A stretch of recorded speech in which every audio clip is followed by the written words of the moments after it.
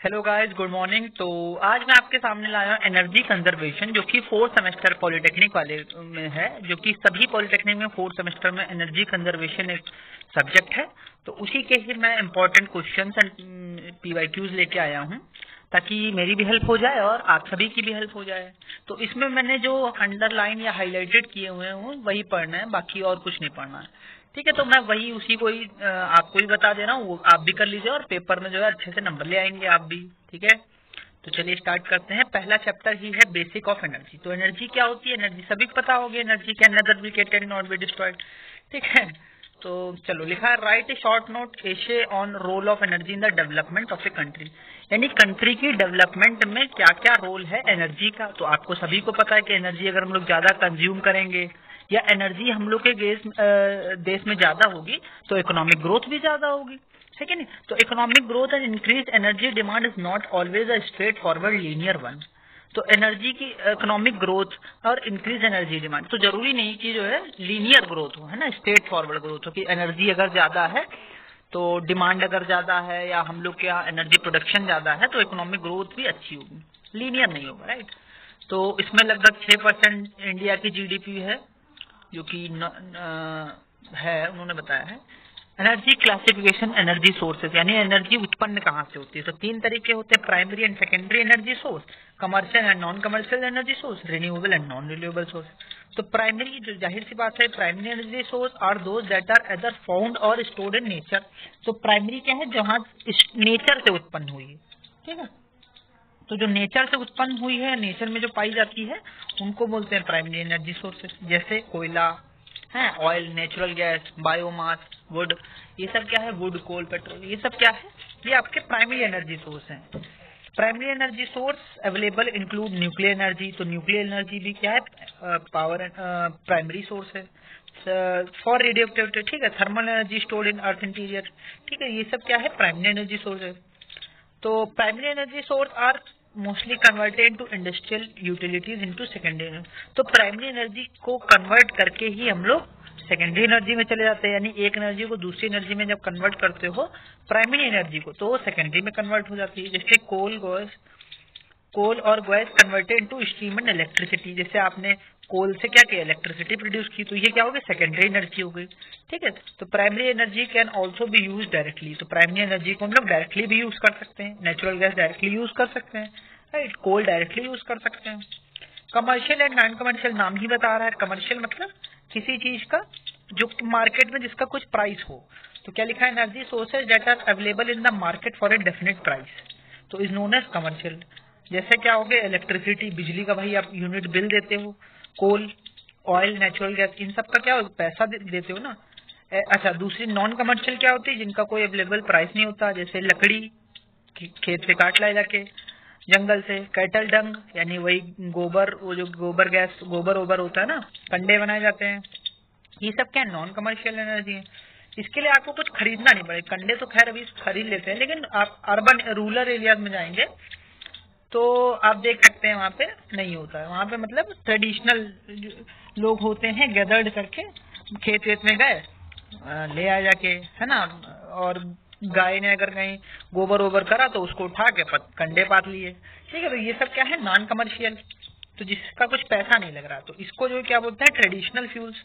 ठीक है, तो नॉन कमर्शियल क्या करते हैं, ट्रेडिशनल फ्यूल्स भी बोलते हैं इसको। तीसरा था रिन्यूएबल एंड नॉन रिन्यूएबल, नाम ही बता रहा है, जिनको आप रिन्यू कर सको। नॉन रिन्यूएबल मतलब जिनको आप रिन्यू नहीं कर सकते हो। तो renewable energy source obtain from the source that is essentially inexhaustible, यानी जिसको आप खत्म करते हो खत्म ही नहीं होगा।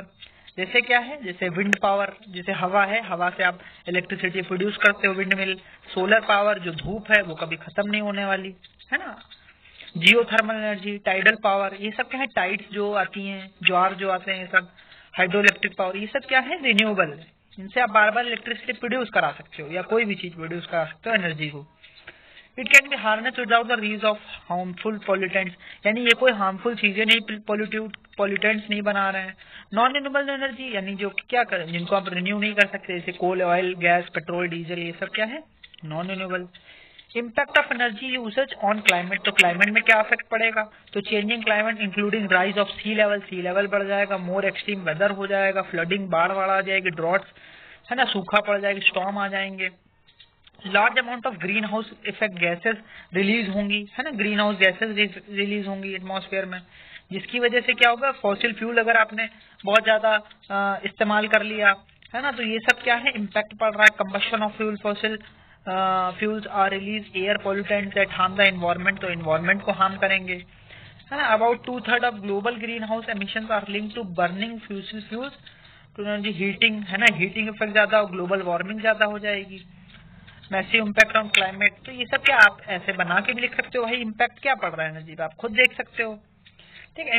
Effect of global warming, global warming क्या हो रहा है, क्या ये कैसे इफेक्ट पड़ रहा है, तो इन्वायरमेंटल टेम्परेचर इंक्रीजेस, तो हम लोग को पड़ रहा है टेम्परेचर, पता चल रहा है टेम्परेचर भाई बढ़ रहा है, हम लोग क्या कर रहे हैं, नए नए वेरिएंट्स यूज कर रहे हैं, इतनी न्यूक्लियर एनर्जी यूज कर रहे हैं, तो क्या करें, टेम्परेचर बढ़ रहा है। नई नई डिजीजेस बन रही हैं, है ना, जैसे अभी देखो कोरोना आ गया था। Different skin and allied diseases are increasing, skin and allied diseases increase हो रही हैं। Melting rate of glacier per annum is increasing every year, यानी जो ग्लेशियर्स हैं वो पिघल रहे हैं हर साल, बहुत रेट उनका बढ़ता ही जा रहा है। और क्या हो रहा है, टेम्परेचर बढ़ने की वजह से डिजीजेस बहुत बढ़ती जा रही हैं, और हवा में बहुत पोल्यूटेंट्स बढ़ते जा रहे हैं, जिसकी वजह से ब्रीथिंग में डिफिकल्टीज हो रही है, सांस लेने में दिक्कत हो रही है। एक्सेस ऑफ कार्बन मोनोऑक्साइड बढ़ रहा है ना। Serious risk of fire storms, floods आ रहे हैं, फ्रीक्वेंसी ऑफ साइक्लोन्स बढ़ रहे हैं, एक्सेसिव रेनफॉल हो रही है, एक्सटेंशन ऑफ एनिमल्स, यानी एनिमल्स एंड बर्ड्स ही गायब हो रहे हैं, ओजोन लेयर डिक्लाइन हो रही है, समझ रहे हैं, ओजोन लेयर बढ़ रही है। अच्छा ये देखिए कोल 2169 यानी 2169 साल तक कोल क्या हो, खत्म हो जाएगा। नेचुरल गैस 2068 तक खत्म हो जाएगी, है ना। 2066 यानी क्रूड ऑयल खत्म हो जाएगा। Differentiate between renewable and non renewable बता ही दिया, जो कि कंटिन्यूअसली अचीव करते रहो, है ना। नॉन अचीवेबल होते हैं ये, क्या कभी खत्म नहीं होंगे, डेवलप अगेन, ये क्या कर सकते हो, नॉन रिन्यूएबल को डेवलप अगेन नहीं कर सकते हो। नॉन कन्वेंशनल एनर्जी है, ये traditional energy. They do not cause pollution, pollution नहीं फैलाते, ये पोल्यूशन फैलाते हैं, ठीक है। Explain the green house effect, पता ही है भाई ग्रीन हाउस इफेक्ट क्या होता है। Life is on earth made possible by energy from, काम का नहीं, ये छोड़ दीजिए। ग्रीन हाउस इफेक्ट आप सबको ही पता होगा। एसिड रेन क्या होता है मैं बता देता हूँ। SO2 और NO2 जब क्या करते हैं, जब बहुत सारे कंबशन फॉसिल फ्यूल्स का करते हैं, तो SO2 NO2 जब एटमॉस्फेयर में जाता है, तो जब बारिश के साथ यानी पानी के साथ या वाटर वेपर्स के साथ मिलके सल्फ्यूरिक एसिड H2SO4 और नाइट्रिक एसिड HNO3 बना लेता है, तो जब वो पानी के साथ एसिड गिरता है तो उसी को एसिड रेन बोलते हैं। ये काम का नहीं है, मैं सारी काम की चीजें बताऊंगा ताकि आप उसको कर लें तो आपका जो है पेपर आराम से निकल जाए। कैपेसिटी फैक्टर ये बहुत इंपॉर्टेंट है, इसको आप देख लीजिए, ये मैं बता देता हूँ। कैपेसिटी फैक्टर, तो capacity factor of the power plant is the ratio of its actual output over a period of time to potential output if are possible to operate a full nameplate capacity indefinitely. इसको आप definition अगर समझ में आई हो तो ठीक है, वरना नीचे वाले देखिए बहुत आसान लिखिए। To calculate capacity factor, take the total amount of energy the plant produce during a period of time, यानी किसी एक पीरियड ऑफ टाइम में जो प्लांट प्रोड्यूस कर रहा है अमाउंट ऑफ एनर्जी को, and divide by the amount of energy the plant would have produce at full capacity, यानी फुल कैपेसिटी पे जो अमाउंट ऑफ एनर्जी प्रोड्यूस हो रही उससे डिवाइड करना है।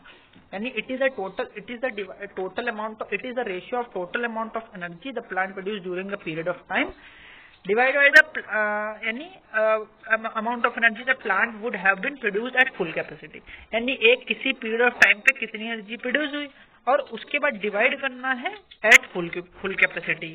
ठीक, तो capacity factor very greatly depend on the type of fuel that is used and the design of the plant, यानी प्लांट की डिजाइन कैसी है और आपका फ्यूल कैसा है, आपका टाइप ऑफ फ्यूल। ठीक है, तो कैपेसिटी फैक्टर समझ में आया होगा। ऊपर वाली भी डेफिनेशन देख सकते हो, ratio of its actual output over a period of time, यानी एक पीरियड ऑफ टाइम को देखना है, actual output over a period of time to its potential output, ठीक है। तो पोटेंशियल आउटपुट कितना मिला, if are possible to operate full nameplate capacity indefinitely, यानी फुल कैपेसिटी पे देखना है। तो अमाउंट ऑफ एनर्जी, हाँ ठीक है, तो आई होप समझ में आएगा यहाँ तक, यानी पहला चैप्टर ये। अच्छा ये बच गया, impact of energy usage on climate. तो ये तो हम लोग ने देख ही लिया भाई क्या क्या हो रहा है, ठीक है। तो ये आप देख लीजिएगा, ये आपका जो है चैप्टर 1 कंप्लीट होता है। चैप्टर 2 में नेक्स्ट अभी लेके आता हूँ 1 घंटे के अंदर। Okay, bye bye. तो चैनल को लाइक करें, शेयर करें, सब्सक्राइब करें।